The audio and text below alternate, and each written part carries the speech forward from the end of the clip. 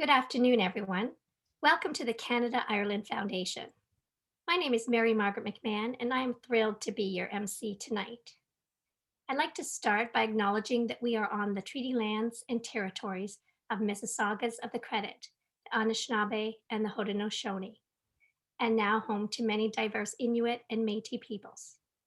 By acknowledging the land we stand on, we are all reminding ourselves of our human connection and responsibility to care for the land and its people. We are excited to continue with our monthly virtual activities, which we plan to organize until we can all be safely together again, carousing in person like old times. So please keep in touch through our electronic newsletters, our website, all the stinking social media, and the wonderful word of mouth. This evening, we are hosting an exciting event, a scintillating conversation with two very impressive and knowledgeable gentlemen. First, some light housekeeping. Your video and audio are muted, but you should be able to see and hear the panelists. If you have any technical difficulties, please use the Q&A function down below. The chat will be turned off, but you may use the Q&A function to type any probing questions, which we will endeavor to ask if time is permitting. And we will be recording tonight's event for our YouTube channel. Now, without further ado, I would like to introduce you to the ever-charming, collegial, clever, and extraordinarily passionate founder and advocate of the Canada-Ireland Foundation, Mr. Robert Kearns. Thank you, Mary Margaret, and good evening, good afternoon, everybody. It's a great pleasure to be here, to welcome you all, and to thank everybody on our programming committee for organizing today's event. Of course, particularly Charmaine Lindsay, Mary Margaret McMahon, and Conor Turnbull, and with support from William Pete. So, it's wonderful to be able to connect you all to individuals who are making such an incredible contribution to a greater understanding of the Irish-Canadian story, and in whose work we see it continued on through the descendants of individuals like Thomas D'Arcy McGee in our Councillor Joe Cressy. So let me just say a few words, if I may, to introduce both individuals. I think it was T.S. Eliot who said that April was the cruelest month, and it certainly was for the D'Arcy McGee family in 1868, as D'Arcy was the first Canadian politician to be assassinated on the 7th of April, 1868, 196 years ago this past week. D'Arcy was an extraordinary individual. I'm not going to elaborate further on that because our guest speaker tonight, one of them, Professor David Wilson, is the definitive scholar on the life and work and achievements of Thomas D'Arcy McGee. But it's an extraordinary anniversary that's coming up in a few years' time, which I know that many Canadians will want to mark and to celebrate, and we certainly plan to take a hand in that. I have known David Wilson for a long time. I had the pleasure of meeting him in the mid-1990s when I became involved with the Campaign for Celtic Studies. And at that time, David was working on the D'Arcy McGee biography. The two-volume work is considered the definitive work, and it has won a number of awards on the life of D'Arcy McGee. And David, of course, is also a wonderful scholar on all matters Irish-Canadian, born in Belfast and came to Canada when he was 8 years of age, not so long ago. And he continues to teach at the University of Toronto, and he's also been involved as the chair of the Dictionary of Canadian Biography. And I don't want to list every single achievement because we'll be here for the whole duration of the call, but it is a great, great privilege to welcome David here this evening and to see, his continued massive contribution to a greater understanding of the story of the contribution to Canada of people from the entire island of Ireland. And in the manner and keeping of his previous publications, in the fall of this year, he's publishing a new book called The Canadian Spy Story, which is the story of Irish revolutionaries and the secret police, which will be published by McGill Queen's University Press. So we can look forward to seeing that in the September-October timeframe. And we might be fortunate enough to lure him back here to give us a more hands-on account of that particular publication. Now, to interrogate David and entertain us with his charm, wit, and polish, we're very fortunate to have Councillor Joe Cressy. And Councillor Cressy has been a councillor in the City of Toronto since 2014. And by great good fortune, both George Robert Grisette Park and Ireland Park fall within Councillor Cressy's jurisdiction at Fort York, Spadina. So we are very, very fortunate to have Joe with us this evening, because in his other capacity, he's also chair of the Board of Health in the City of Toronto, and together with he and his colleagues are doing extraordinary things to keep us safe and to deal with the virus. So we're very sensitive to the demands on your time, Joe, and to the incredible burden of responsibility that you and your colleagues bear. So thank you so much for coming this evening. Joe will maybe make some comments about he is a descendant of Thomas D'Arcy McGee, which is extraordinarily fortunate as far as we're concerned. And of course, as I know, I'm sure if D'Arcy were looking down upon us, he would be very happy to see one of his descendants involved in the noble calling. So that is great, and making a great contribution to the homeless, to drug treatment centers, to the pleasure and enjoyment of our streetscape through bike lanes, through environmental remediation. It's a wonderful resume, Joe, that you bring to the table. And I just want to say that in the journey of Ireland Park, with the city, which began in 1997, when I first had the opportunity to make a presentation to the Economic Planning Development Committee, all of our proposals with the city were received with great warmth and understanding and consideration. And that carried right through from your predecessor, Councillor Olivia Chow, Councillor Adam Vaughan, Councillor Sitaram Kalawansing, and right through to your good self in 2014. So we're very fortunate that we've always had such a great relationship with the City of Toronto and the staff of the City of Toronto. And I want to say how much we appreciate that. And you've been a great champion for Grisette Park, for Ireland Park, and now for our building, our new visitor centre at the Corlick and our Arts and Heritage Hub. So thank you so much for everything that you've done. And it's my pleasure to welcome you. And maybe I could just ask people before we finish tonight to let us know where everyone's phoning in from, or not phoning in from, but joining us from. That would be wonderful. So, Councillor Cressy, may I hand over to you? Thank you very much for joining us this evening, and thank you, David. Well, thank you, Robert. Nobody ever wants to follow Robert Kearns, because nobody is as eloquent as Robert Kearns. So, first of all, let me thank Robert, who of course is the chair and founder of the Canada-Ireland Foundation, Mary Margaret McMahon, and for all of you for joining us here. It truly is an honor. Listen, it's my real pleasure as we kick this off in a moment to be joined here with, of course, David Wilson, who so many of us know, an award-winning writer, professor, historian, the definitive scholar, as was noted on Thomas D'Arcy McGee. So who better to spend this time in April chatting with than David? We know, of course, that Thomas D'Arcy McGee, we all know of Thomas D'Arcy. We know of him as a writer, as an orator, as a poet, as a father of Confederation. And as was alluded to earlier to me, well, he's my great, great, great uncle. And so my grandmother is Joan McGee, or was Joan McGee, and I am of the McGee clan. And so, David, let's kick this right off. Let me start with this.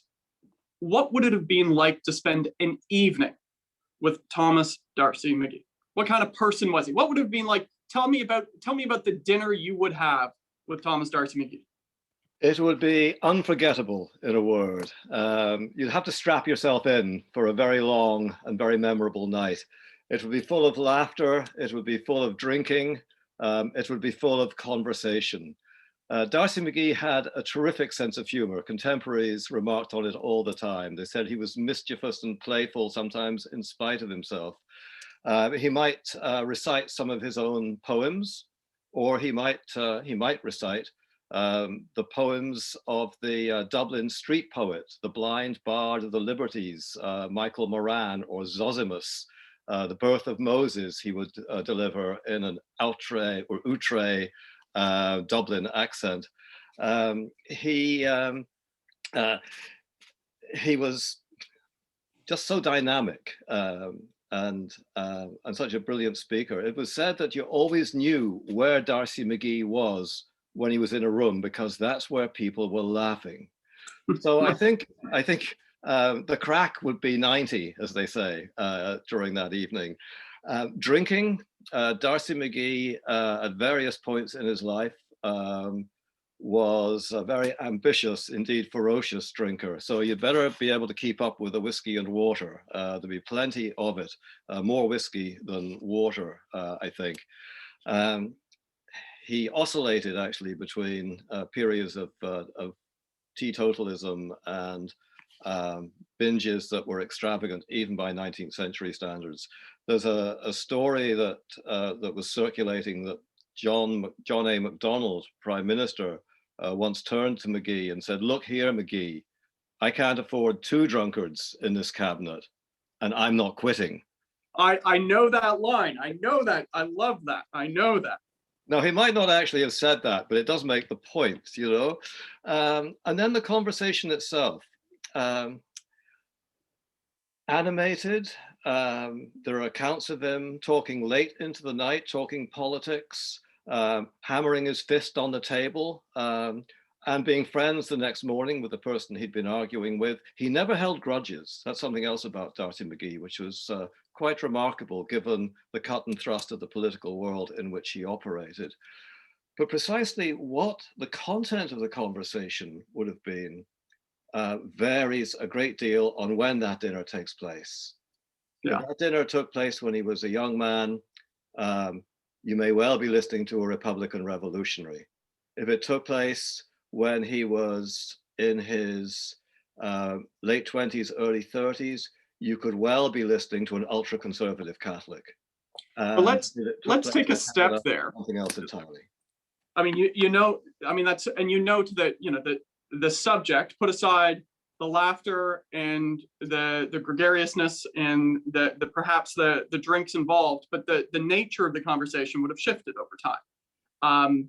So tell us about then early McGee, early D'Arcy in Ireland, the influences that you're aware of in those early days when, and as you point out, as a Republican and a rebel.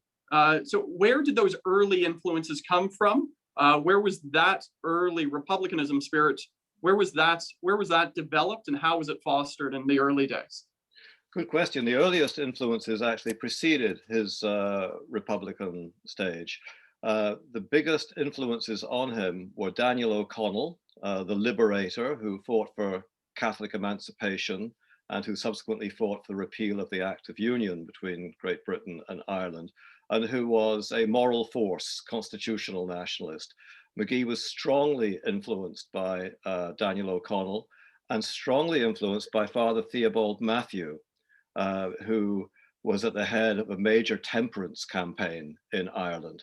In fact, McGee's first poem that I was able to find in the Wexford Journal, which he wrote when he was 13 or 14 years old, was a poem about temperance. And D'Arcy McGee and his father together, that would be your great, great, great, great grandfather, together took the pledge with Father Matthew in Wexford when he visited the city. So his early influences were Daniel O'Connell and Father Theobald Matthew. Ireland sober is Ireland free was the maxim. If only, and I mean, I've read newspaper accounts from this period that said, if only we weren't drunk at New Ross in 1798, we'd have beaten the British and Ireland would be liberated today. So temperance and constitutional nationalism went together hand in hand. And he left Ireland at the age of 17, and he left because he didn't get on with his stepmother.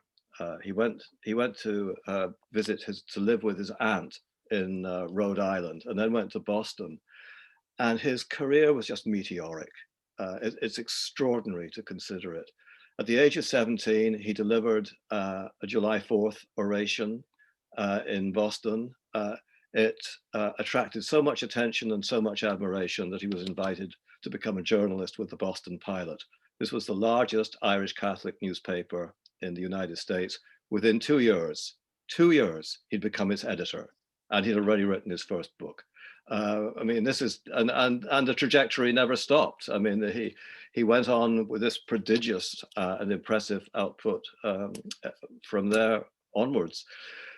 So he was an O'Connellite, moderate constitutionalist, and in 1845, and he's 20 years old now, he's attracted the attention of the folks back home.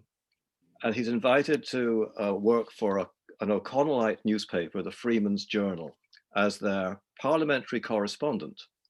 So they sent him off to Westminster, and now he's 20, 21, and he's reporting on parliamentary debates.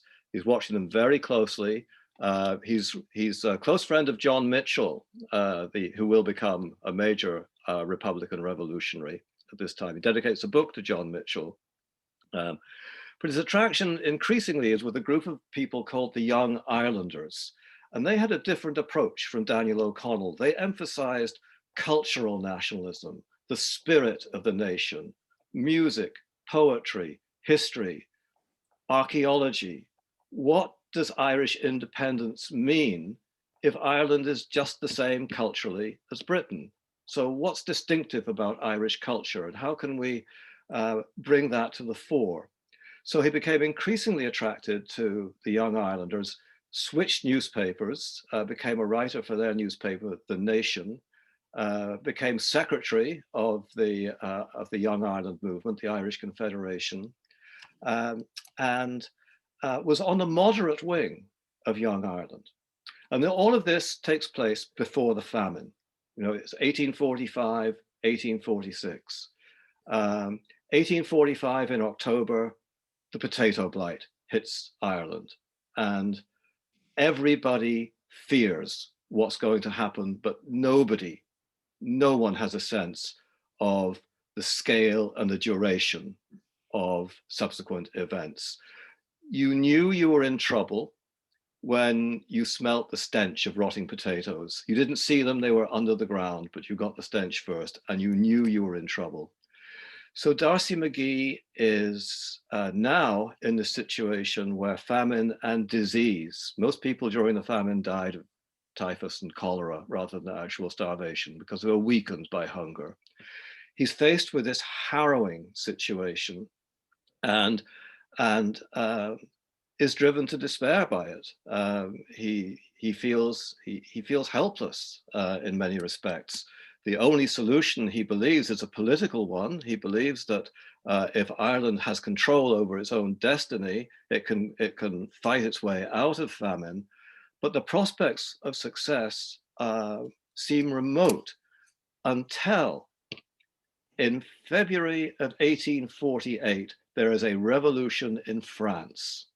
And revolutions are nothing if not contagious. Revolutions sweep through Europe, continental Europe in 1848. If you can have a revolution in France, why not in Ireland, which is so much more oppressed? And McGee, who has been arguing for moderation, switches. He sees a potential for revolution in Ireland. And this is when he becomes a revolutionary. And in the course of organizing the Young Ireland Rising of 1848, which turns out to be a disaster. But in the course of organizing that rising, he becomes a Republican. And if I could just go with this for a minute, because what he does in 1848 is very interesting. He's on a 5-man committee that organizes the rising. He's sent to Scotland.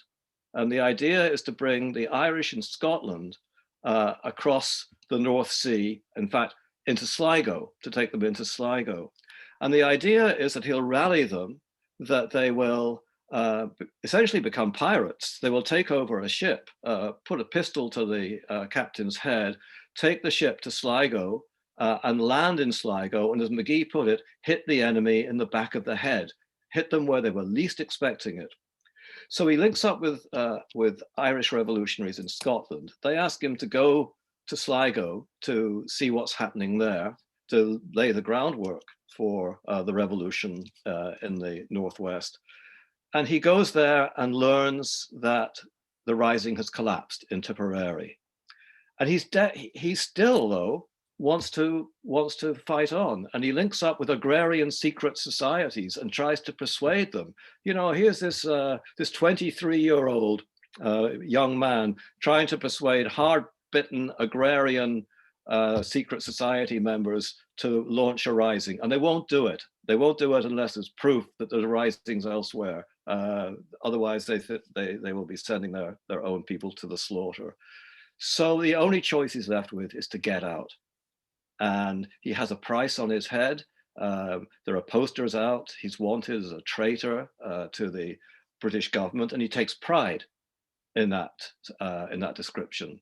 When he lands in Philadelphia in October of 1848, he describes himself proudly as a traitor to the British government. And if you were to stop McGee's career at this point in his life, you would say he was going to become a Fenian. Now, the Fenians don't get going until 10 years later, by which time McGee is a conservative, and we can get into that a little later. But if you look at his views, when he arrives in Philadelphia in 1848, before he moves on to found his own newspaper, The American Celt in New York, republicanism, revolution, armed revolution, linking up with secret societies, being against landlordism, wanting complete independence for Ireland, not sort of home rule, O'Connellite solution, but complete Republican independence after a revolution. He even advocated for an invasion of Canada, or actually more accurately, a revolution in Canada. Canada needs a revolution or it needs nothing, he said. So this future father of Confederation actually was at one time someone who supported a Republican revolution in Canada. Well, so we're in Philadelphia in 1848. He's arrived, it's a price on his head, setting up his newspaper. But just before we launch into that era, so here we have a man, 23 years old, who in his time has moved from temperance and nationalism associated to cultural nationalism in the Young Irelanders, to republicanism and revolution, to secret societies and trying to mobilize them. I mean, from your assessment, is this clearly a young man seeking to find his way and find his place? But what is the common thread? As we now pivot to the arrival in Philadelphia, and we'll move into what becomes Canada, but what is the common thread that carries through as he arrives in Philadelphia across that trajectory he's had from, a young 17-year-old making speeches to a revolutionary seeking to mobilize secret societies? What's the common thread for this young man? It's a very good question, and you can get dizzy tracing McGee's movements from one position to another, but there are continuities, no question. And the greatest continuity of all was a commitment to a better Ireland. Now, the nature of that commitment could and did vary, but Ireland, I think, was always at the forefront of his mind. Not all Canadians would want to hear that, I think, but even when he was working for Canadian Confederation, you know what he was doing? He was resurrecting the moderate Young Ireland program that he himself had held before he was propelled into a revolutionary trajectory. He was reiterating the same program that Young Ireland wanted for Ireland and applying it to Canada.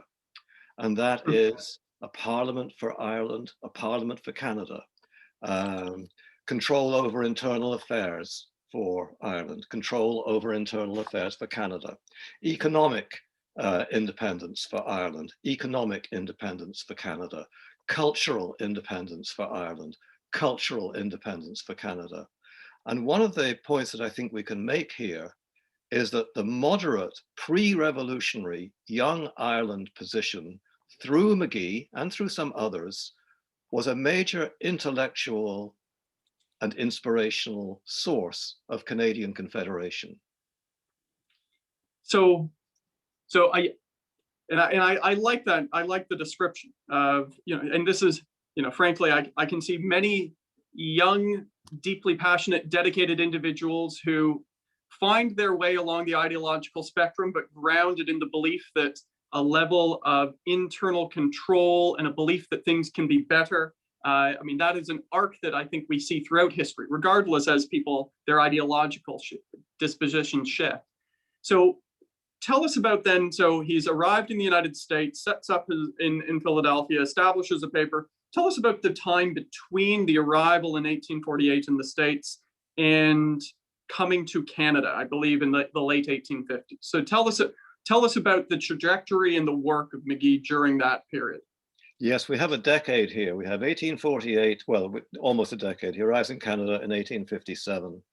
And it's been neglected in McGee's, most histories of McGee. The Ireland story is well known. The Canadian story is well known.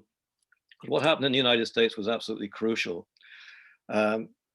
Because a transformation is someone who arrives from Ireland, proudly describing himself as a traitor to the British government, and winds up leaving the United States for Canada, admiring the Canadian political system and saying that Irish Catholics have a much better deal and have a much better life in Canada, part of the British Empire, than they do in the Great Republic of the United States. How can we explain this? Well, I think there are two broad themes that I bring out here. And the first theme is the lesson that he drew from the failure, the abysmal failure of the 1848 Rising. There were two different lessons that you could take from the failure of that Rising. One was a lesson that the Fenians drew. All right, boys, we'd better organize properly next time and do it right. Or you could take the position that McGee did, under the influence of one of his mentors, Charles Gavin Duffy, a young Irelander. You could take the position that what 1848 demonstrated was the same thing that the earlier Rising in 1798 had demonstrated, that Ireland was simply not strong enough to effect a successful revolution against the most powerful nation in the world. It would, McGee said, be like hurling the clay pot against the iron pot. Ireland, the clay pot, would just smash itself to pieces. So once you take that position, then reform becomes the way. It's a reversion to O'Connellism, if you like. Rather than aiming at the chimera of Irish independence, let's aim for what we can actually get. Let's get better trade connections between Galway and the United States. Could there not be a good trade link here? Let's look at ways of ameliorating the land system. Let's look at ways of improving the position of the Catholic Church. Forget revolution, forget republicanism, forget independence. It's just not going to happen. There's a very interesting interview that an Irish Republican newspaperman had with McGee when he was in Canada. This was, I think, 1862.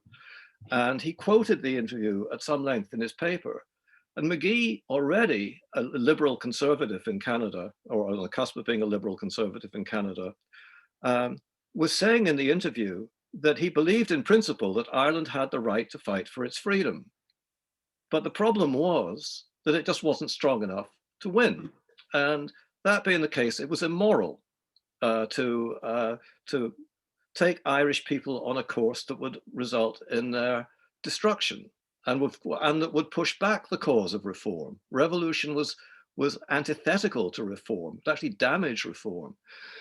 So this was McGee's position, and he became increasingly at odds with Irish Republican exiles in the United States, as you can imagine.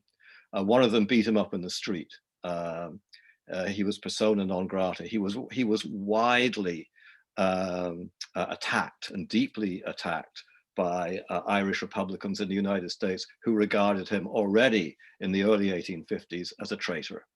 Not to Britain this time, but to Ireland, or their perception of Ireland. So that's one theme. The other theme in the United States was that he became increasingly disillusioned with American society itself. And his critique of American society has some certain modern resonances to it. It was too individualistic. It was too materialistic. It was dog eat dog. The family was being undermined. The relationship between parents and children was being undermined. There were too many guns on the street. There was too much of a celebrity culture. He didn't use the word celebrity, but what he described was in essence a celebrity culture. And also within the United States, there were demagogues. I want to give you a statement of McGee's from August of 1852. D'Arcy McGee, his definition of demagogues, because this does have a certain modern ring to it. A demagogue is a mob leader or an orator of a faction. He is one who is capable of any trick to ensure his object. He lives only in agitation, turmoil, and sedition. All his lines are out in the troubled waters. He is a moral wrecker who would evoke the whole fury of a popular tempest for the sake of the driftwood it might cast up at his own door. So demagoguery was part of American politics, and anti-Catholicism was part of American politics. There was such a reaction against Irish Catholics coming into Protestant America that McGee began to think that he'd been fighting the wrong battle. It wasn't so much between reform and republicanism, it was between Anglo-Saxonism and Catholicism. And he increasingly reacted so strongly against the vices, as he saw them, of American Protestantism, which he believed was responsible for the individualism, the atomistic nature of society, the materialism in society. And he viewed Catholicism as being more organic, more harmonious, more communal. And he reacted very strongly in this way. And in 1851, he had a conversion experience. He'd already been a Catholic, but not an ultramontane Catholic, not a totally committed right-wing Catholic, but that's what he became. And that's what he was for the rest of the 1850s. And that's why he was interested in Canada. Because as he became disillusioned with the United States and disillusioned with republicanism and revolutionary politics in Ireland, he saw something different in Canada. In Canada, he saw Quebec, where Catholicism played a leading role in everyday life. And he saw that because of the power of Quebec, Catholics in Canada West, or present-day Ontario, had some protection that Catholics in the United States didn't have. Catholics in Canada West, or Ontario, had a measure of control over the education of their children. There was a degree of separate schools for Catholics in Canada. You did not have that in the United States. And in 1855 and 1856, he begins to think maybe we should get Irish Catholics out of the slums of New York, some of the worst conditions in the world, as far in the Western world, and see if we can get them into rural areas of Canada, the Eastern Townships perhaps, the Bruce Peninsula, where they can form their own communities and live better lives and preserve their faith. And he became known with his colonization schemes, as they called them, as Moses McGee, leading the Irish Catholics from the United States into Canada. These plans never materialized. They were opposed by the Catholic Church in the United States, and boy, were they opposed by the Orange Order in Canada. So they didn't actually happen, but it was that drew him to Canada. And through that belief, through that position, he developed his own contacts in Canada who invited him here in 1857. So we have Moses McGee here on a journey to Canada, which is coming. And I should note, as we're chatting, for folks tuning in, if you have questions, because we will open some time for Q&A, please do put them directly into the chat. So Moses McGee, before we move into the tale of his time in Canada, I want to move aside here from his intellectual development and career and travels to him as a writer. This is, as we know, D'Arcy was a ferocious poet and writer. Through all of this, tell us of his cultural and writing interests and how that forged itself. Yes, I mean, on one occasion he said literature was his first love. I don't believe him. I think politics was his first love, but literature meant so much to him. And frankly, his poetry doesn't stand up today. It belongs to a different era. But we need to avoid a presentist view of his poetry if we want to understand his popularity in the mid-19th century. The poetic styles in which he wrote were enormously popular in the United States, and he was regarded by his contemporaries, some of his contemporaries, as one of the greatest poets of the Young Ireland movement. And his historical poems were particularly praised very highly. They certainly wouldn't be today, and he's been excluded from various anthologies of Irish poetry, understandably so. But a popular form of poetry appealing to a broad audience,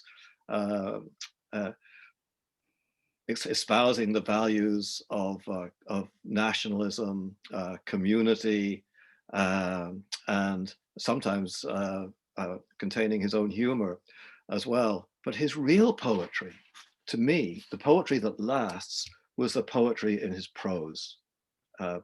And you get a great sense of that from his speeches.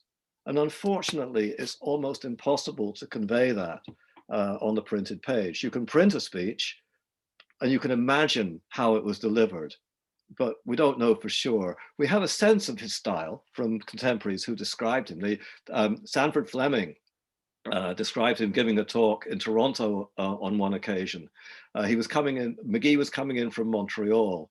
The train had been delayed. That's a perennial factor of Canadian life, is it not? The train had been delayed, and people were waiting at St. Lawrence Hall for McGee to arrive. And suddenly, a period with a figure in a buffalo coat arrives, and they think it's someone announcing that McGee can't make it, but it's actually McGee himself. And he's not well dressed. He's physically unprepossessing. He looks a bit like Mick Jagger in his early picture, but as soon as he starts speaking, people are spellbound. And unlike most orators in the 19th century who had a bombastic style, he had a very low-key style. He drew people in, and he spoke without notes. I mean, it's extraordinary. He gave brilliant speech after brilliant speech, extemporaneously. So, and it's here where his poetry really comes through. I mean, take the brief quotation that I read about demagogues. A demagogue is a moral wrecker who would evoke the whole fury of a popular tempest for the sake of the driftwood it might cast up at his own door. That is terrific writing. It really, for me at any rate. So here I think we find his poetic impulse echoing through to today. And then his books. I mean, the very first book he wrote, I think at the age of 19, was an embarrassment, but no one should be judged by the books they write at that age, I think. But he went on to write books that were designed with a practical, moral, national purpose in mind. McGee had no time for literature for its own sake. He believed that literature should serve the greater good, whether that greater good was defined as nationalism or during his American period and on as Catholicism, but it must serve a greater good. And prolific indeed. When he was an MP, or a member of the provincial parliament, I suppose, in a sense, but a member of parliament in Canada in the 1860s, he spent so much of his spare time in the parliamentary library, where he wrote a massive popular history of Ireland that was still being taught in Irish schools in the early 20th century. I mean, this is something he did in his spare time without access to primary sources. Again, an extraordinary achievement. And the more you enter into McGee's life, the more astounded you become by what he did, whether you agree with him or disagree with him. And everyone's going to disagree with McGee. at some stage because he changed his position. I was going to say, how can you not? Yes. So let's track this path now. How does McGee, this prolific writer, this orator extraordinaire, move from arriving in Canada in 1857 to being a father of Confederation, and that in 1867, and then a fateful night in April in 1868? How does this rise through such a pivotal figure within the formation of Canada come to be? Where does this start? He hits the ground running. He's invited to Montreal to form a newspaper, The New Era, a very evocative title, with a view to him becoming an MP for Montreal, constituency that would become Montreal West, and to represent the Irish in Montreal. He hits the ground running. Within weeks of his arrival, he's already formulated a program known as the New Nationality, which prefigures Canadian Confederation. He has a blueprint for Canadian Confederation within weeks of his arrival. Within months, short months, he is elected an MP for Montreal. And one of his main targets is the Orange Order. One of his main goals is to reduce the influence of the Orange Order in Canadian life. And he becomes an outspoken opponent of Orangism in Canada. He's on the liberal side of politics in alliance with George Brown, the editor of the Globe newspaper. It's a difficult alliance because George Brown has a liberal approach to the relationship between church and state, is not supportive of French Catholic culture and political influence, and is generally not sympathetic, to put it mildly, to the Catholic religion. So when it comes to an alliance with George Brown and the reformers, the liberals, it's an uneasy alliance that eventually breaks. It founders on the rocks of religion and separate schools for Catholics, because D'Arcy McGee wants separate schools, improved. They really exist to some extent, but he wants improved separate school legislation for Catholics in Ontario, present-day Ontario. He wants them to have the same rights that Protestants have in Quebec, Canada East at the time. So this leads to his break with the Reform Party, with George Brown, and this is when he starts moving towards the Conservative Party, now in 1862. But his view of what Canada needs, the new nationality, the blueprint for Confederation, remains constant. His support for separate schools remains constant. His opposition to the Orange Order remains constant. But in the Conservative Party, he also finds himself in alliance with Orange men, because there are strong links between the Orange Order and the Conservative Party at the national level. However, McGee comes to the conclusion that Orangism in Canada is not what it is in Ireland, except on the 12th of July, he says, when they all go mad, quote unquote. But there's a moderate form of Orangism in Canada, a form of Orangism that is prepared to compromise.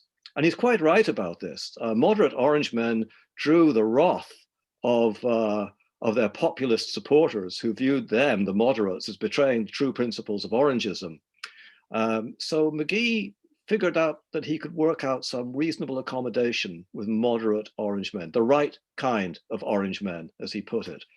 So he moves towards the Conservative Party, and through the Conservative Party, he becomes increasingly drawn in to the cause of Confederation. In fact, he gives some of the greatest speeches in Canada in the service of Confederation, for the cause of Confederation. And he was a brilliant orator, universal agreement, whether you hated him or loved him, and people were strongly divided in their opinions about McGee. Everyone agreed he was an outstanding orator. And he became known as the orator of Confederation. So much so, actually, that his more practical contributions to Confederation, the committee work that he did, the bread and butter work that he did, that that you, Joe, as a councillor, will know a lot about, you know, the bread and butter work he was very good at, very detailed. But that tends to get forgotten on the assumption that orators and poets can't also be good committee people. Well, he was a very good committee person as well. So he through the Confederation movement, he becomes increasingly known, respected in Canadian circles. But by this time, there's another threat to Canada. Orangism is one threat. Extreme militant Orangism is a threat to Canada because it can bring in the rivalries of the old world into Canada. But the other threat, as he sees it, is Fenianism. Fenianism is on the rise. Revolutionary republicanism is on the rise in the United States and in Canada itself. On that latter point, which is actually a major component of the book that I've been writing on Irish revolutionaries and the secret police, Irish revolutionaries in Canada were much more pervasive, much more influential than most people have realized.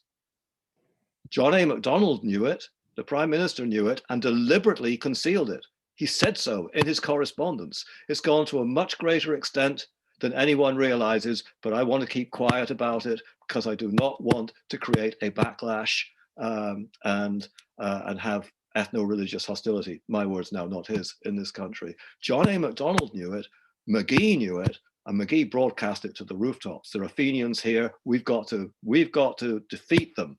So he becomes now an opponent of extreme Orangism. He becomes an opponent of Fenianism, and he becomes a liberal conservative supporter of Canadian Confederation and an advocate through that for improved separate school legislation in Canada. And I want to tell you this before we go any further. McGee was once asked what the greatest achievement of his life was. And his answer was, and I quote, I'll read this to you, his response. So far as I know, this is the first constitution, the Canadian Constitution, that he had played a part in giving Canada. The first constitution ever given to a mixed people in which the conscientious rights of the minority are made a subject of formal guarantee. I shall never cease to remember with pleasure that I was the first proposer of that guarantee in the Quebec Conference, a guarantee by which we have carried the principle of equal and reciprocal toleration a step farther in Canada than it has yet been carried in any other free government, American or European. And that, the key component of that was guaranteeing religious rights for Catholics in Canada and Protestants within the French Canadian section of Canada. Minority rights, safeguarding religious rights. And what I find really fascinating throughout this is that McGee becomes, almost by accident, a supporter of multiculturalism, or not a supporter, I should say, someone who prefigures multiculturalism. His goal is to safeguard religious rights for Catholics in Canada, specifically, but not exclusively, Irish Catholics. But in doing that, he has to argue for minority rights in general. And he understands the logic of his own position. He states this quite explicitly, that that minority rights must apply equally to all. So what starts off as a very sort of narrow, ultramontane attempt to protect separate schools for Catholics winds up as being a template for minority rights in this country, which is a remarkable transition. Well, but you know what? It's interesting. I mean, when you in that portion of the speech you just referenced, this notion of inclusion, a sense of self-determination and protecting minority rights that McGee spoke to. This I go right back to where we began with this young man whose career trajectory and ideological shifts throughout. There is a thread we see. So whether he is a member of the Conservative Party or he's a new reformer, whether he's a young Irelander or whether he's a Republican, there is a sense that, you refer to it as a commitment to a better Ireland. Central to that, whether it's a better Ireland or a better Canada, was the notion of inclusion. So it's in that spirit. Before we go to the fateful night in April, situate McGee and his contribution to the development of Canada and where it sits today. Sure. Canada is not today without McGee for what?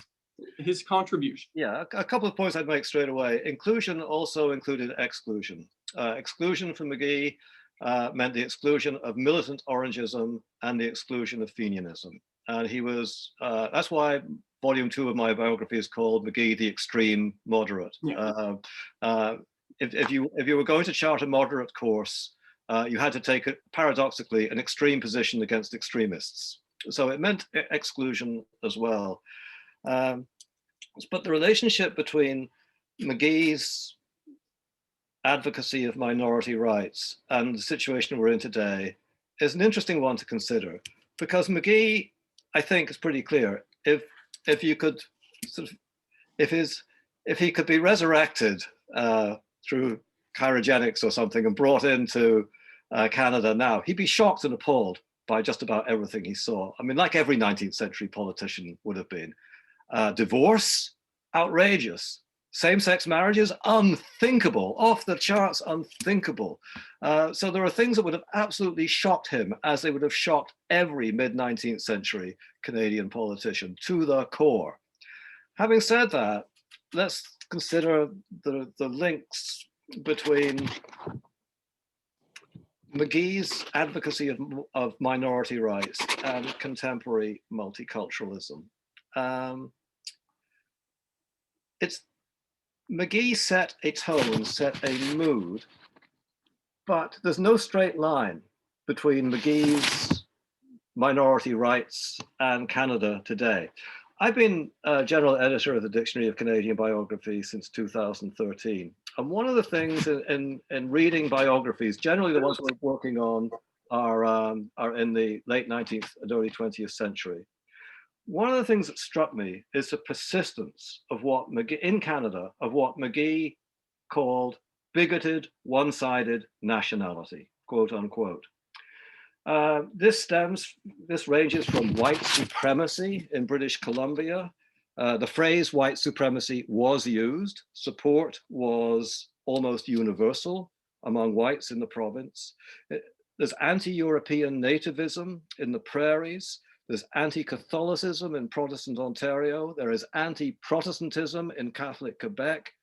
There's the aggressive assimilation of native peoples. And on the latter point, on Indigenous peoples, I should say that McGee paid little attention to them. In common with his white contemporaries, he thought they needed to be civilized in the sense of being converted to Christianity, and preferably, of course, to the one true faith, Catholicism, and in the sense of giving up hunting and becoming farmers. He wrote poems about Indigenous peoples that praised their spirituality and hoped that their spirituality would find its true source in God rather than through Indigenous religion. On all other points, though, apart from his position towards Indigenous peoples, on all other points, he was part of a countervailing force of pluralism. He abhorred one-sided, bigoted nationality. And my God, he would have found plenty of it in late 19th and early 20th century Canada. So what I'm saying here, I think, is that he cannot be easily lurched out of his own time and made into an exemplar of moderation for our own. But if we aspire to the values that he wound up espousing, finding common ground among diverse groups, inclusivity, as you say, basing actions on kindly feelings, on reason, on compassion, making fair-minded accommodations, compromises in the light of circumstances, and for McGee, always very important, potential consequences. What are the potential consequences of our actions? Challenging the extremes of nationalism. If we aspire to those values, and some will, some might not, we have to find our own way there. And that, I think, is what we need to keep in mind.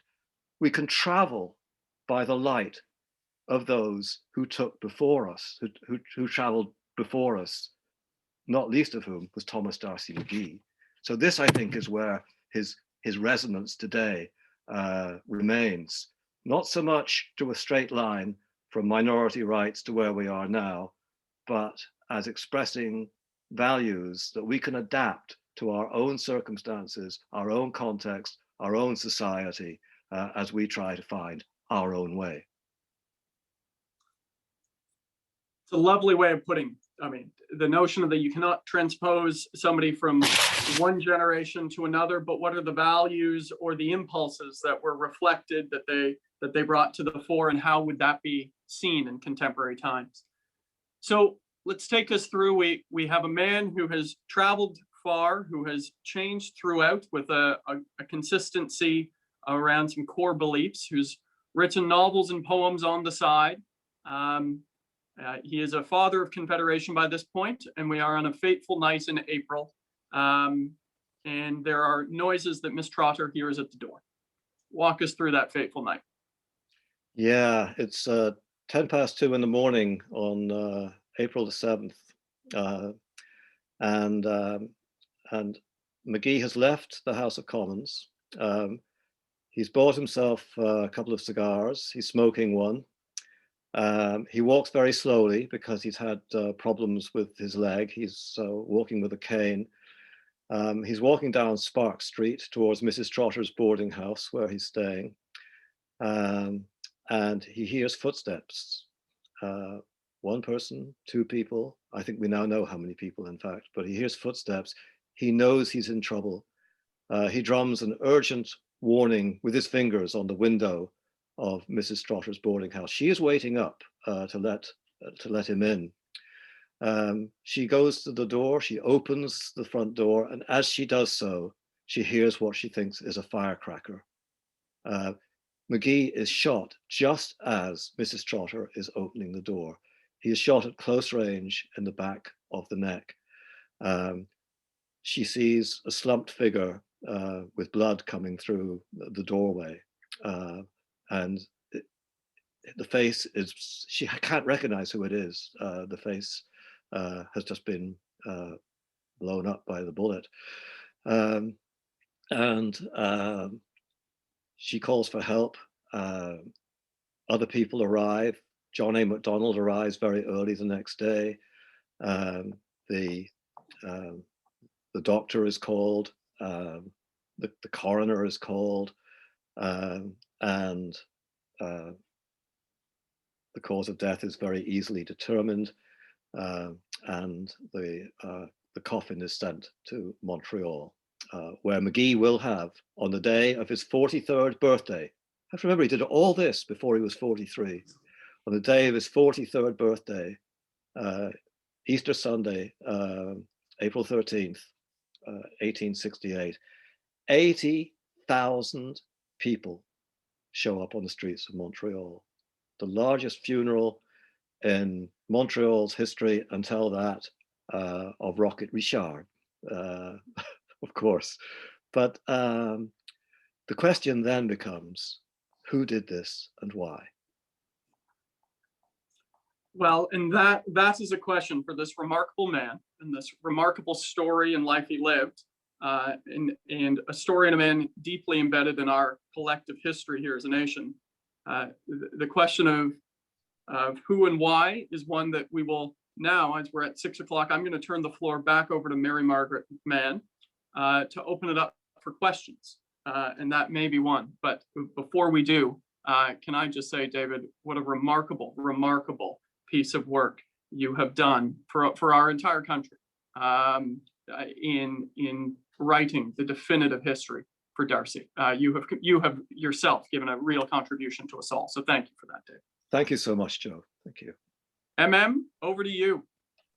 Thank you. That was fascinating. David, I wish you'd been my professor back in university. So we have a couple questions. One you've answered already about D'Arcy's disposition towards Indigenous peoples. So we'll go on to the next one. And that is, what role did D'Arcy McGee play in the establishment of Catholic education in Ontario in the face of the Orange Lodge and characters like Ryerson? Yes, good question. Actually, I want to pick up on the first question for a moment beforehand, because McGee's position on Indigenous peoples has been misunderstood. You will read in several places, including, I think, Wikipedia, and it's still in the Dictionary of Canadian Biography, but it will be amended. You will read that he wanted a sort of a colony, an independent area in the west of Canada for Indigenous peoples. That's a misreading of his actual position. He wanted Indigenous peoples to enjoy the benefits, as he saw them, of civilization and true religion, which meant learning to farm and becoming valuable members of a modern commercial society. He was not involved in residential schools, although another Irishman later on, Nicholas Flood Davin, certainly was. But D'Arcy McGee, we don't know precisely what his position would have been on residential schools, because he was killed before that became a major issue in Canadian life. So the question about Catholic education, McGee played an enormous role in supporting Catholic education in Ontario, and doing his level best to bring George Brown and the reformers on board. This effort found fruit in what was called the Scott Act of 1863, which improved Catholic access to education on equal terms with Protestants up to a certain level in society, up to a certain age level. But this was a remarkable achievement under the circumstances, given the power of Orangism, and given that George Brown himself was, as I mentioned, the leader of the reformers and the editor of the Globe, was no lover of Catholicism. And I mean, he called separate schools dense rays of bigoted superstition. I mean, you know, this was antithetical to a liberal view of education, where people should be educated apart from religion, and Catholics and Protestants should be educated together, not apart. George Brown took a very modern, if you like, liberal view, but McGee was really pushing for separate schools and separate education. And I must bring in some of my own feelings on this, my readings of this, because one of the things that can happen when you start to write a biography is that you wind up with different views. This should happen. You wind up with different views than when you started. And having been caught up in Northern Irish politics for a while as an observer, I've always supported the ecumenical educational movement in Northern Ireland as a way of bringing Catholics and Protestants together. And so I didn't find myself in sympathy with McGee's views on separate schools in Canada. But the more I read about it, the more I realized that actually having separate schools in Canada was a potential means of defusing tensions between Catholics and Protestants, because it was such a source of conflict, a visceral source of conflict, that once you remove that conflict, if you can, insofar as you can, by establishing denominational schools on an equal footing, then the way is actually open to more harmony than less. So I found my views on that shifting. So this was, as I say, a remarkable achievement, given the degree of anti-Catholicism. Anti-Catholicism, of course, did not go away at all. We have the Equal Rights Association later in the 19th century, organized by Dalton McCarthy, who was of Orange extraction. So the battle remained. And in Ontario, I think, was continued right up to the 1980s. But McGee laid the groundwork. Thank you very much. I'm just going to take a peek. There was something about you said he was MP for Montreal West, that being a riding in and around St. Anne Ward or downtown Montreal? That's correct, yes. It encompasses Griffintown, which was the main working class Irish area of the city. And Griffintown, by the way, was described by one contemporary as, quote, a hotbed of Fenianism, unquote. So he had many enemies in Griffintown. Okay. And then maybe the last question for tonight is, can you sketch D'Arcy's early origins, family, class, education? Yes, his father was in the customs service, and he was. And so, if you look at McGee's early years, you know, he was born in Carlingford, a coastal town, a beautiful town in the east of Ireland, between Dublin and Belfast. His father was in the customs service, was a tide waiter. So he moved from sea areas, seaport to seaport, if you like. Next, Garran Point in County Antrim, a really remote area around Cushendall on the north coast of Ireland. And actually his first novel, the one he wrote at the age of 19, was based in Garran Point on the North Antrim coast. Then at the age of 8, that fateful trip to Wexford when his mother died en route. His mother died in a carriage accident when the family moved to Wexford. So he lost his mother at the age of 8 and moved to Wexford. Again, his father working in the customs area. His father marries again, marries Margaret O'Day, and this is where Joe Cressy's ancestor enters the picture. John Joseph McGee is the outcome of that marriage. What Joe might not know is that John Joseph McGee was conceived out of wedlock. They got married after Margaret O'Day became pregnant, and they altered the birth date to make John Joseph look younger than he was, so that propriety would be maintained. D'Arcy McGee and his brothers did not get on with Margaret O'Day, and that's actually the reason why he left for Rhode Island in 1842 at the age of 17. He described himself as an exile from Ireland. He was no such thing. He was an exile from his mother, his stepmother. Now, years later, when he really was an exile in 1848, ironically, he refused to call himself an exile because he was an immigrant. He would not play victim politics. He did not want any Irish people to regard themselves as victims, and he was adamant about that. We are not victims. We will not be treated as victims. We will stand up for ourselves.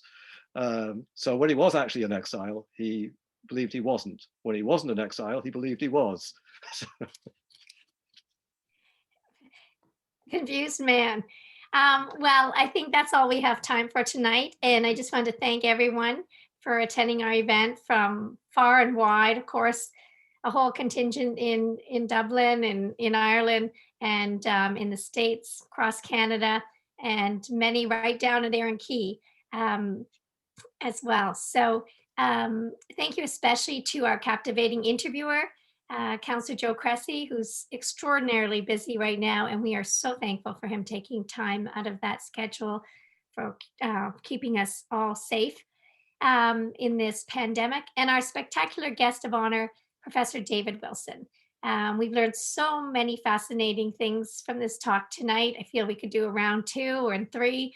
And I encourage everyone to pick up a copy of David's book at McGill Queen's University Press. And I will also do a little plug for David's new book coming out this fall that is called Canadian Spy Story, Irish Revolutionaries and the Secret Police. Now, if that doesn't intrigue you, I don't know what does. Thank you again, and please keep on the lookout for future Canada Ireland Foundation events, and please stay safe. Thank you.